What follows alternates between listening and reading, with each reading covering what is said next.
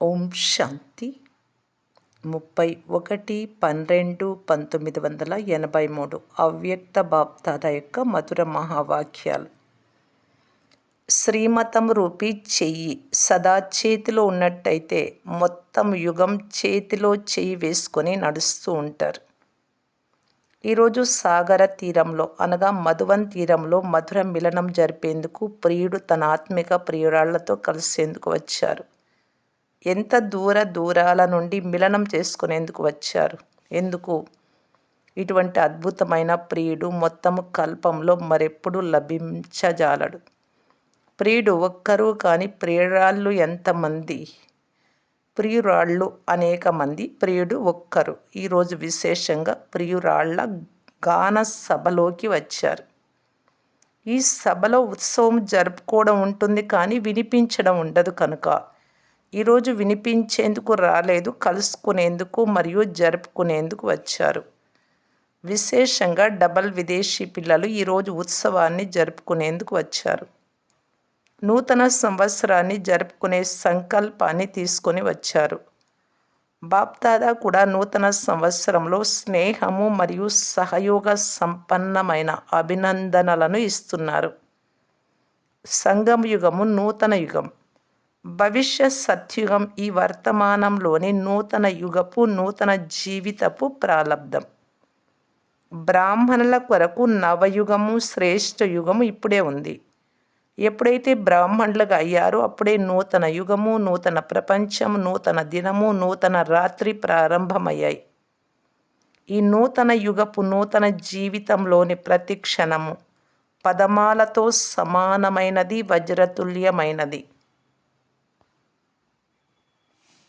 సత్యుగంలో ఈ గీతమును గానం చెయ్యరు. ఇది ఇప్పటి విషయం. ప్రారంభం నుండి కూడా బాప్దాదా ఏ గీతము ద్వారా పిల్లలను మేల్కొల్పారు? ఏ పాట ద్వారా? మేల్కోండి ప్రియురాళ్ళరా, ప్రేయసిలారా మేల్కోండి. ఎందుకు మేల్కోవాలి? సంగమయుగం వచ్చింది. ఇది చిన్నప్పటి గీతమే కదా. ఇప్పుడైతే క్రొత్త పాటలను తయారు చేశారు. ఫస్ట్లో ఈ పాట మాత్రమే ఉండేది. మొదటి పాటగా బాప్దాదా దీనినే వినిపించారు కదా. మరి నవయుగం ఎప్పుడు ఉంది? ఇప్పుడు. పాత దాని ముందు క్రొత్తదిగా అనిపిస్తుంది కదా. పాత జీవితం మారిపోయింది, క్రొత్త జీవితంలోకి వచ్చారు. స్పృహ లేని వారుగా ఉండేవారు. నేను ఎవరిని అన్న స్పృహ ఉండేదా? లేదు కదా. కనుక స్పృహ లేని వారుగా ఉన్నట్లు కదా. స్పృహ లేని స్థితి నుండి ఇప్పుడు స్పృహలోకి వచ్చారు. క్రొత్త జీవితాన్ని అనుభవం చేశారు. కళ్ళు తెరవటంతోనే క్రొత్త సంబంధాలు, క్రొత్త ప్రపంచాన్ని చూశారు. కనుక నూతన యుగానికి చెందిన నూతన యుగంలో నూతన సంవత్సరానికి అభినందనలు. లౌకిక ప్రపంచంలో కూడా హ్యాపీ న్యూ ఇయర్ అంటారు. మామూలుగా ఎప్పటికీ హ్యాపీగా ఉండరు కానీ అనడానికైతే హ్యాపీ న్యూ ఇయర్ అంటారు. ఇప్పుడు మీరందరూ అసలైన రూపంతో హ్యాపీ న్యూ ఇయర్ అని మాత్రమే కాకుండా హ్యాపీ న్యూ యుగ్ అని అంటారు. మొత్తం యుగమంతా సంతోషాల యుగం. హ్యాపీ న్యూ ఇయర్ అని అనేటప్పుడు అభినందించే సమయంలో ఏం చేస్తారు? మొదటైతే ఫారిన్ వారి పద్ధతి, చేతిలో చేతిని తప్పకుండా కలుపుతారు. బాప్దాదా చేతిలో చేతిని ఎలా కలుపుతారు? స్థూల చేతినైతే ఒక్క క్షణం కొరకు కలుపుతారు కానీ బాప్దాదా మొత్తం యుగమంతా కలుపుతారు. అనగా ఒక్కటే శ్రేష్ఠ మతము రూపీ చేతిని ఇస్తారు. చేతిలో చేయి వేసి అంతిమంలో కూడా తోడుగా తీసుకెళ్తారు. శ్రీమతము అనే చెయ్యి మీ అందరితోటి ఉంది కనుక మొత్తం యుగమంతా చేతిలో చేతిని వేసి నడుస్తారు. చేతిలో చేయి వేసి నడవటం ఇది స్నేహానికి గుర్తు మరియు సహయోగానికి కూడా గుర్తు. ఎప్పుడైనా ఎవరైనా నడుస్తూ అలసిపోయినట్లయితే రెండవ వారు వారి చేతిని పట్టుకొని తీసుకెళ్తారు. ఆత్మిక ప్రియుడు ప్రియురాళ్ల చేతిని ఎప్పుడూ వదిలిపెట్టారు. చెయ్యి మరియు తోడు ఎల్లప్పుడూ ఉంటాయి అన్నది అంతిమం వరకు ఉన్న ప్రతిజ్ఞ. ప్రియురాళ్ళందరూ చేతినైతే బాగా గట్టిగా పట్టుకున్నారు కదా. లూజ్గా అయితే పట్టుకోలేదు కదా, వదిలేవారు కాదు కదా. ఎవరైతే పట్టుకుంటూ వదిలిపెడుతూ ఉంటారో అప్పుడప్పుడు స్మృతి, అప్పుడప్పుడు స్మృతి లేకుండా ఉండడం, అప్పుడప్పుడు నడుచుకుంటూ ఉండడం, బాబా చెప్పినట్టు అప్పుడప్పుడు వదలడం ఇలాగా. అలాంటి వారు ఉంటే చేతులెత్తండి. ఒక్కోసారి వదలడం, ఒక్కోసారి పట్టుకోవడం, ఇలా చేసేవారు ఎవరైనా ఉన్నారా? వీరి విశేషత ఇదే. దాచిపెట్టేవారు కారు, ఉన్నది ఉన్నట్లుగా మాట్లాడేవారు. అందువలన కూడా సగం విఘ్నాలు మంచిగా వినిపించడం వలన సమాప్తమైపోతాయి. కానీ అపరిపక్వ వ్యాపారం ఎంతవరకు? పాత సంవత్సరంలో పాత పద్ధతులు, వ్యవహారాలు సమాప్తం చేసుకోవాలి కదా. లేక క్రొత్త సంవత్సరంలో కూడా ఇదే పద్ధతులు, వ్యవహారాలు నడుస్తాయా? ఇప్పటి వరకు ఏదైతే జరిగిపోయిందో దానికి ఫుల్ స్టాప్ అనే బిందువుని పెట్టండి. సదా హాత్ మరియు సాత్, చెయ్యి మరియు తోడుగా ఉండే స్మృతి యొక్క బిందువుని ఇప్పటి నుండి పెట్టండి. బాబా స్మృతి తోడు అంటే, బాబా చేయి అంటే శ్రీమతం, బాబా చెప్పినట్టు నడవటం. చాలా పెద్ద విశేషమైన రోజున మరియు సంతోషాల రోజున విశేషంగా సౌభాగ్యము, భాగ్యము మరియు అభినందనల బిందువును అనగా తిలకమును పెట్టారు. మీరు కూడా విశేష స్మృతి యొక్క బట్టి రోజున స్మృతి బిందువును పెడతారు కదా. ఎందుకు పెడతారు? బట్టి రోజున ప్రత్యేకంగా బిందువును ఎందుకు పెడతారు? మొత్తం ఈ రోజంతా సహజ యోగి మరియు శ్రేష్ఠ యోగి స్వరూపంలో ఉంటాము అన్న దృఢ సంకల్పానికి గుర్తుగా బిందువును పెడతారు. కనుక ఈరోజు కూడా కాస్త ఏదైనా అపరిపక్వంగా ఉంటే దృఢ సంకల్పము ద్వారా ఫుల్ స్టాప్ యొక్క బిందువుని పెట్టండి. ఇంకొక సమర్థ స్వరూపపు బిందువును పెట్టండి. బిందువుని పెట్టుకోవడం వస్తుందా? పాండవులకు బిందువుని పెట్టుకోవడం వస్తుందా? శక్తులకు బిందువుని పెట్టడం వస్తుందా? అవినాశి బిందువు ఈరోజు ఉదయం కూడా అందరు ఏమని ప్రతిజ్ఞ చేశారు? ఉత్సవాన్ని జరుపుకోవాలి కదా. వివాహ ఉత్సవాన్ని జరుపుకోవాలి అంటే తండ్రిని కలవడం, తండ్రితో సమర్పణ సమారోహణం చేసుకోవడం. ఇప్పుడు వివాహం చేసుకోలేదా? పిల్లా పాపలను పెంచలేదా? వివాహం అయితే అయిపోయింది. వివాహపు రోజును జరుపుకునేందుకు వచ్చారు. ఎవరికి వివాహం కాలేదు అంటే తండ్రితో సంబంధం కాలేదు వారు చేతులెత్తండి. ఎన్ని కొంటె పనులు చేసినా కానీ ప్రియతముడు వదిలిపెట్టేవాడు కాదు. ఎందుకంటే వదిలిపెట్టి ఎక్కడికి వెళ్తారు అనేది తెలుసు. ఈ రోజుల్లో విదేశాల్లో ఇది అలవాటుగా ఉంది కదా. వదిలిపెట్టి హిప్పీలుగా అవుతారు. హిప్పీలుగా అవ్వాలా? ఎవరి హ్యాపీగా అవ్వాలా లేక హిప్పీగా అవ్వాలా? వారి పరిస్థితి ఎలా ఉంటుంది అంటే అస్సలు చూడలేం.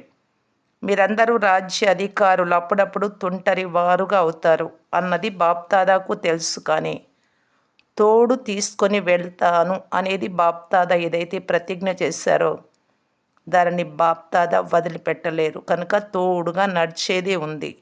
అచ్చా, క్రొత్త సంవత్సరంలో ఏ నవీనతను చేస్తారు? ఏదైనా క్రొత్త దాన్ని అయితే చేస్తారు కదా. ఏదైనా ప్లాన్ తయారు చేశారా? నిమిత్త టీచర్లు ఏదైనా క్రొత్త ప్లాన్ తయారు చేశారా? గీతా భగవానుడినైతే దేశంలో ప్రత్యక్షం చేస్తారు. విదేశంలో ఏం చేస్తారు? ఏ విషయాలైతే మిగిలిపోయి ఉన్నాయో వాటిని ప్రాక్టికల్లోకి తీసుకురావాలి. ఇదైతే చాలా మంచి విషయం. సమయ ప్రమాణంగా అన్ని విషయాలు ప్రాక్టికల్ అవుతూ ఉన్నాయి. ఈ విషయం ద్వారా అయితే భారతదేశంలో నగారాను మ్రోగిస్తారు. ధర్మ నేతలను మేల్కొల్పుతారు, సందడి చేస్తారు. ఎవరైతే కాస్త లేచి చాలా మంచిగా చెప్పి మరలా నిద్రపోతారో వారి కొరకు ఎవరైనా నిద్ర నుండి లేవకపోతే వారిపై చల్లని నీటిని చల్లుతారు. కనుక భారత్ వాసులపై కూడా విశేషంగా చల్లి నీటిని చల్లడం ద్వారా మేల్కొంటారు. అచ్చా, మరి ఈ సంవత్సరంలో ఏ నవీనతను చేస్తారు? లౌకిక ప్రపంచంలో ఎక్కడైతే అలజడి ఉంటుందో ఆ అలజడి స్థానంలో సదా సంతోషానికి చెందిన అచల స్థితి అనే పతాకాన్ని ఎగురేయాలి. గవర్నమెంట్ అలజడిలో ఉంటే గుప్తమైన ప్రభురత్నాలు సదా సంపన్నము, సదా అచలానికి చెందిన విశేష జెండాను ఎగురవేయాలి. ఈ దేశంలో గుప్త వేషధారులైన ఈ విచిత్రాత్మలు ఎవరు? వీరు దేశంలో అతీతంగా మరియు ప్రియమైన వారిగా ఉన్నారు అని గవర్నమెంట్ వారికి కూడా అటెన్షన్ రావాలి. ఎవరైతే స్వయాన్ని ధన లోటుగా ఉన్న వారిగా భావిస్తారో వారిని అవినాశి ధనంతో సంపన్నం చేసి మేము అందరికంటే నిండుగా ఉన్నాము, మేము సదా పదం దంపతులము అనే అనుభవం చేయించండి. ధన పేదరికం వలన కలిగిన దుఃఖమును వారు మర్చిపోవాలి. అటువంటి అలను వ్యాపింపచేయాలి.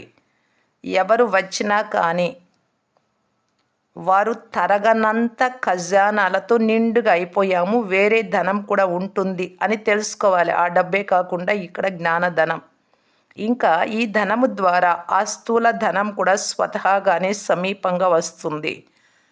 ఈ ధనము దుఃఖం ఇవ్వదు. విదేశంలో క్రొత్త సంవత్సరంలో ఏ నవీనతను చేస్తారు?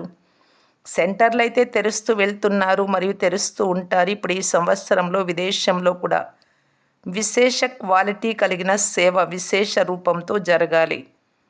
మీ అందరిలో విశేష క్వాలిటీ అయితే ఉంది, కానీ క్వాలిటీ కలిగిన మీరందరూ ఇంకా విశేష క్వాలిటీ కలిగిన ఆత్మలను ఎవరైతే స్థాపన కార్యంలో సహయోగులుగా అయ్యారో అలా విదేశంలో నలువైపుల నుండి ఒక గ్రూపును తయారు చేయండి. ఆ గ్రూపు వారందరూ కలిసి భారత్వాసుల సేవార్థం విశేషంగా నిమిత్తులవ్వాలి. ప్రసిద్ధమైన శబ్దంను వ్యాపింపచేసే గ్రూప్ వేరు, కానీ ఇది సంబంధము కలవారిది. వారు సంపర్కంలోకి అంటే అప్పుడప్పుడు వచ్చేవారు. ఈ గ్రూప్ క్వాలిటీ కలిగిన వారి గ్రూపుగా ఉండాలి. వీరు సమీప సంబంధంలోని వారై ఉండాలి. విశేష జీవితపు పరివర్తన ఉన్న అనుభవం కలవారుగా ఉండాలి. వీరి అనుభవాల ద్వారా ఇంకా విశేష క్వాలిటీ కల ఆత్మలు వారసుల క్వాలిటీ వారు వెలువడుతూ ఉండాలి. వారు సేవకు నిమిత్తమైనటువంటి గ్రూపు. ఇది వారసత్వ క్వాలిటీ కల సేవాధారి గ్రూపు. ప్రసిద్ధులుగా కూడా ఉండాలి మరియు వారసులుగా కూడా ఉండాలి. ఇటువంటి గ్రూపు విదేశంలో తయారవ్వడం ద్వారా దేశంలో సేవ కొరకు చుట్టి రావాలి. మీ అనుభవ శక్తి ద్వారా రాజనేతలు, ధర్మ నేతలు, అన్ని రకాలైన ఆత్మలలో అనుభవం చెయ్యాలన్న కోరికను ఉత్పన్నం చేయగలగాలి. కనుక ఇలా తిరిగి వారసత్వ సేవ వారి క్వాలిటీ గల గ్రూపును తయారు చేయండి. అర్థమైందా? విదేశంలో నలువైపులా శబ్దంను వ్యాపింపచేసే సాధనాలు సహజంగా ఉన్నాయి. కనుక విదేశంలో శబ్దం వ్యాపిస్తూ కూడా ఉంది మరియు వ్యాపిస్తూ ఉంటుంది. కానీ భారతదేశంలో శబ్దమును వ్యాపింపచేసే సాధనాలు అంత సహజంగా లేవు. భారత్వాసులను మేల్కొల్పేందుకు పర్సనల్ సేవ కావాలి. అది కూడా చాలా సింపుల్గా అనుభవం యొక్క మాటలతో సేవ జరగాలి. భారత్వాసులు విశేష పరివర్తన యొక్క అనుభవం ద్వారా పరివర్తన అవుతారు. అటువంటి విశేష అనుభవీలు ఎవరి అనుభవంలో అటువంటి శక్తిశాలి పరివర్తనకు చెందిన విషయాలు ఉంటాయో అటువంటి వారి కథలను విని భారత్వాసులు ఎక్కువగా ఆకర్షితులవుతారు. భారతదేశంలో కథలు గాథలను వినే పద్ధతి ఉంది. విదేశం వారు ఏం చేయాలో అర్థమైందా? ఇంతమంది టీచర్లు వచ్చారు కనుక అటువంటి గ్రూపును తయారు చేసి తీసుకురావాలి. క్రొత్త సంవత్సరానికి విశేష కానుకగా బాప్దాదా వరదానాల మాలను ఇస్తున్నారు. శర్మనీని జరుపుకున్నప్పుడు, వేడుక జరుపుకున్నప్పుడు వరమాలను వేస్తారు. బాప్దాదా ప్రియురాళ్ళందరికీ వరదానాల మాలను కానుకగా ఇస్తున్నారు. సంతుష్టత ద్వారా సదా సంతోషంగా ఉండండి మరియు సంతుష్టం చేయండి. ప్రతి సంకల్పంలో విశేషత ఉండాలి. ప్రతి మాటలో మరియు కర్మలో విశేషత ఉండాలి. ఇటువంటి విశేషత సంపన్నంగా సదా ఉండండి. సదా సరళ స్వభావం, ఒక్కరి నుండి సర్వప్రాప్తులు, ఇలా ఒక్కరి ద్వారా సదా ఏకరసంగా ఉండే సహజ అభ్యాసీలుగా ఉండండి. సదా సంతోషంగా ఉండండి. సంతోషాల ఖజానాను పంచండి. సంతోషపాలను అందరిలో వ్యాపింపచేయండి. ఇలా సదా సంతోషంతో కూడిన మందహాసం ముఖంపై మెరుస్తూ ఉండాలి. ఇలా హర్షిత ముఖులుగా ఉండండి. సదా స్మృతిలో ఉండండి. వృద్ధిని పొందండి. ఇటువంటి వరదానాల మాల సదా తోడుగా ఉండాలి. అర్థమైందా? ఇదే క్రొత్త సంవత్సరపు కానుక.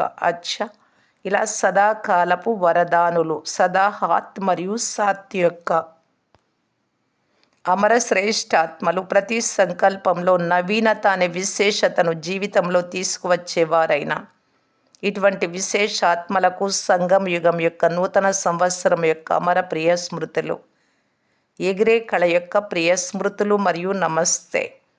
వ్యక్తిగత మిలనం. స్వయాన్ని సదా పుణ్యాత్మగా భావిస్తున్నారా? అన్నింటికంటే అతిపెద్ద పుణ్యము బాబా సందేశాన్ని ఇచ్చి బాబా సమానంగా తయారు చేయడం. మీరు ఇటువంటి శ్రేష్ఠ కర్మను చేసే పుణ్యాత్మలు. ఎందుకంటే ఇప్పటి పుణ్యాత్మయే సదాకాలం కొరకు పూజ్యంగా అవుతుంది. పుణ్యాత్మయే పూజ్యాత్మగా అవుతుంది. అల్పకాలపు పుణ్యం కూడా ఫలప్రాప్తిని చేయిస్తుంది.